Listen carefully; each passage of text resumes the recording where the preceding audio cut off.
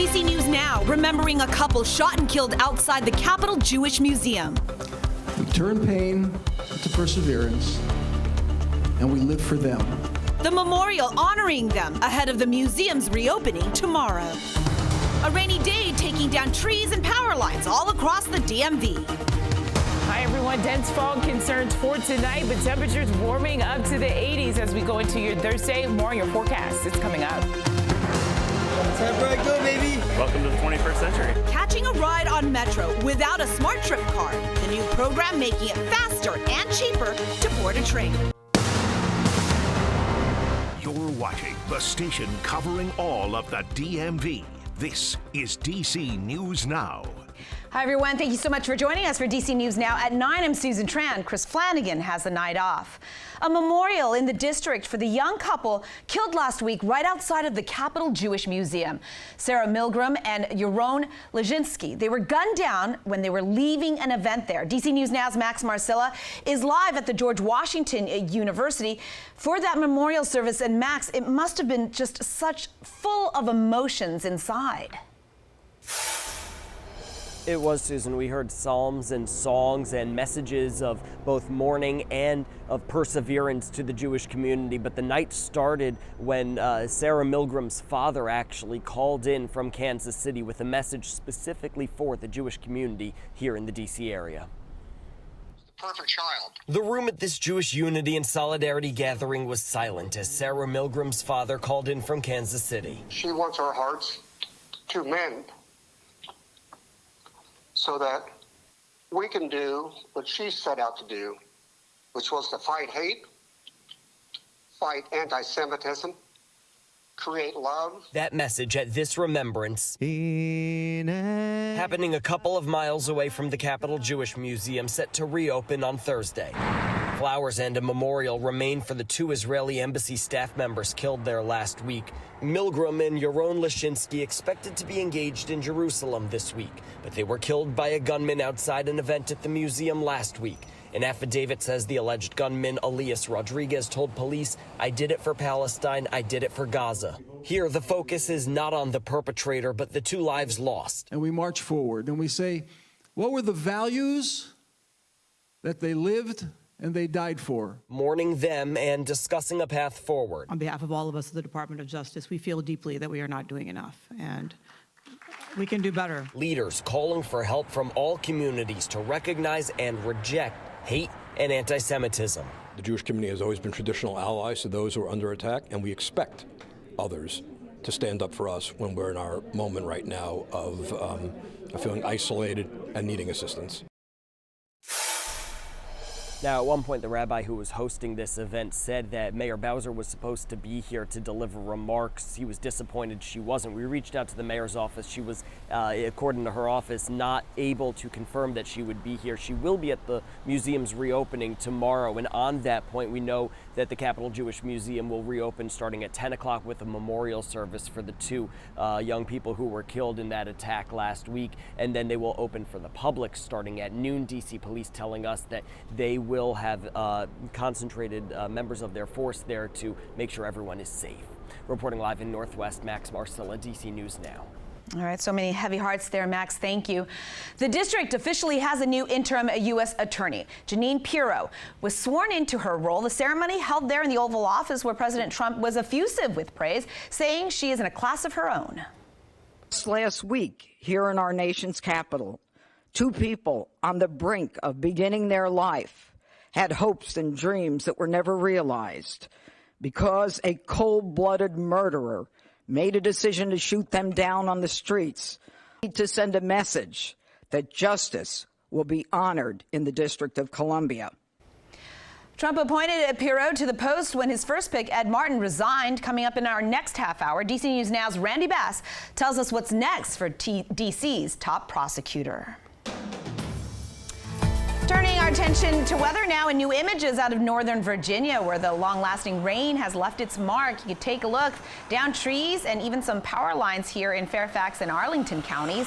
At last check, Dominion Energy reporting more than 500 people are without power in the region. Let's get over to Chief Meteorologist Janessa Webb. And Janessa, more concerning tonight into the morning, you have been telling us, is the fog we're expecting. Yeah, fog is up and down at this point. And so right now you're seeing pretty good visibility across D.C. metro area, 59 under overcast skies. Most of that storm system has pushed out of the region. And so we're seeing kind of a lull in our weather pattern. And going into your Thursday, most of the day is actually on the drier side. Perfect 10 visibility right now. But the farther you get into Loudoun County, 4 miles in front of you, Frederick down to a mile. And so we'll take a look in Futurecast on your extended forecast here coming up.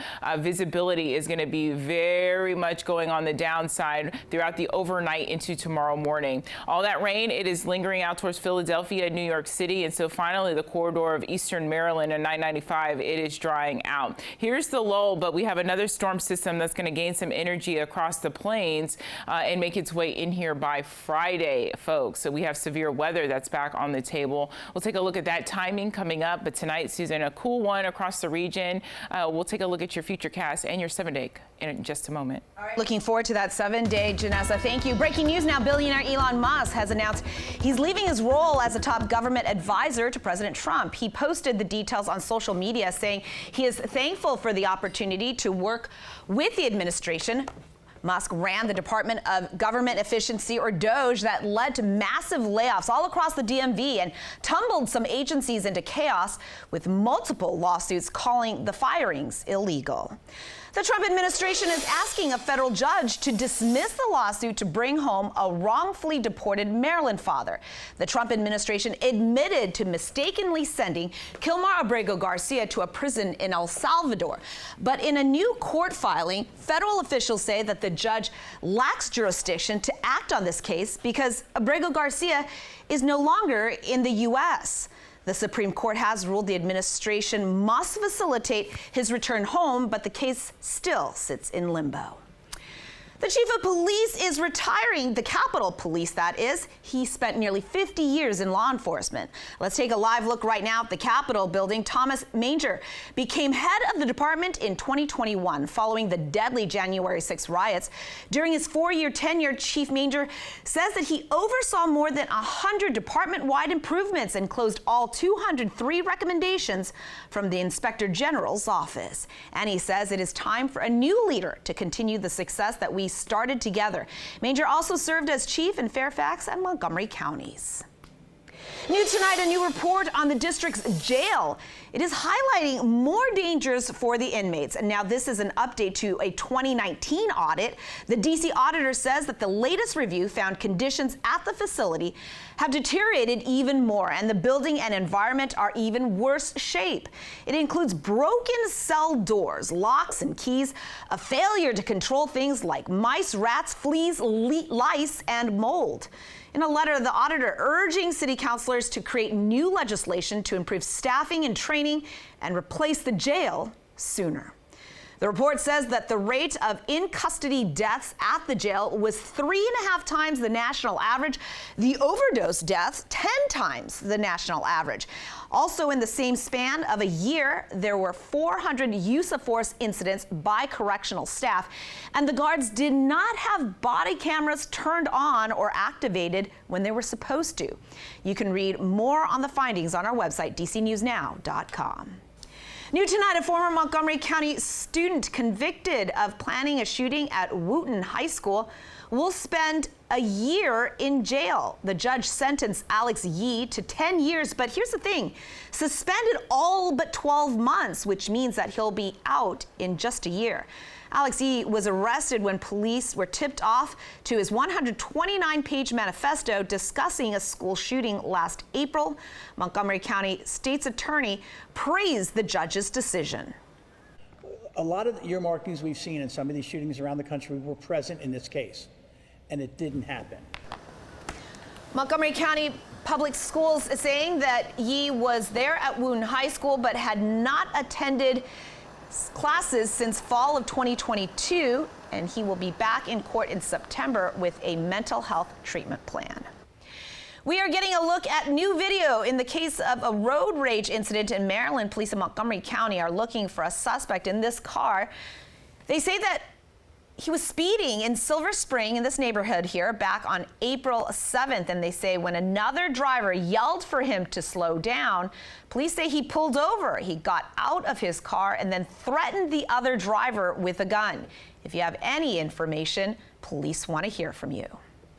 A teen in Maryland is accused of breaking into more than 100 cars, doing thousands of dollars in damage and creating so much frustration. Police telling DC News Now's Tim Reed, kids are not being held responsible, leaving families footing some really hefty bills. Police say the 16-year-old broke into a number of vehicles right here in this Laurel neighborhood. We spoke to several residents who are in disbelief that their community was targeted. It's very hard to believe that only one kid did this. Police investigators released videos from Ring cameras showing the teen boy casing cars with a flashlight. He's accused of breaking into 100 cars in Laurel, Howard County, and Anne Arundel County. After he was arrested, the teenager was released, but still faces criminal charges. The cars, like there were 3 cars right on the curb. The front driver's side glasses were broken. They were all shattered on there, and then probably they were checked in the car. They probably went into them to see what is there or not. People living on the street were shocked to learn about the arrest. Police say they recovered keys to a stolen car the suspect used to commit the crimes, as well as the keys to 25 other cars and stolen items. Just something has to be done. I don't know what, but I think the parents have to be more involved, and some things has to be done in the community. Police tell us the 16-year-old suspect faces several charges for thefts from automobiles.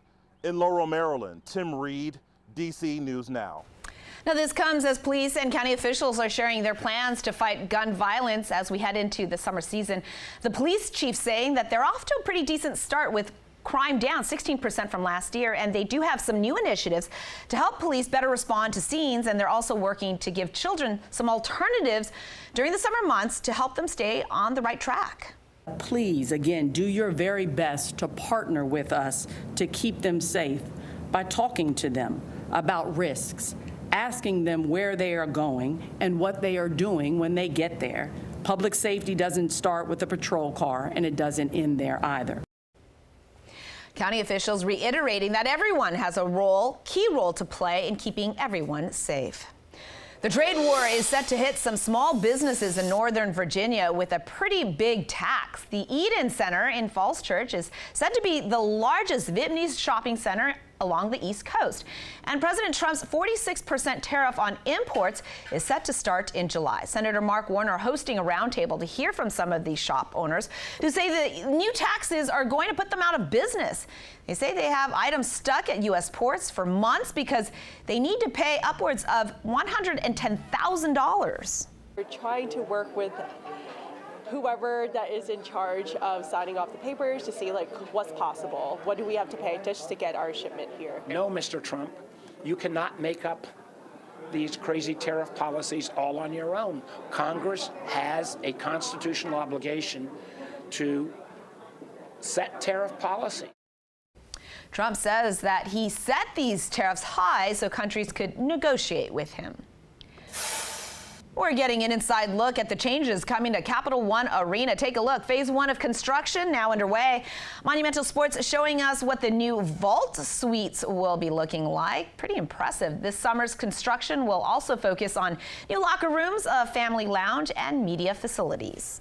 I think when folks come back in the fall and they see what is the start of the first of the 3-year transformation, they're going to be pleasantly surprised at what we're kind of unveiling and teasing after this first summer. They're also putting in new escalators and making initial modifications to the fan seating areas.